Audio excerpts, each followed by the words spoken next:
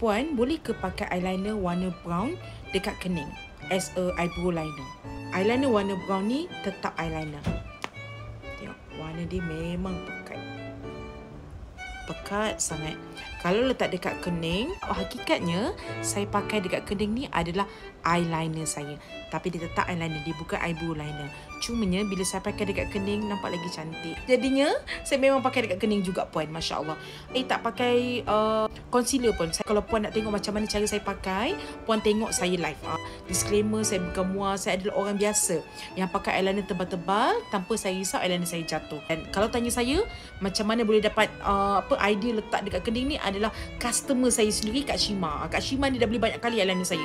Dia kata warna brown dia letak dekat kening sangat cantik. Dia kata memang tahan lah, dia tak bergerak. Dia kata Alhamdulillah. Dan saya pun pakai juga.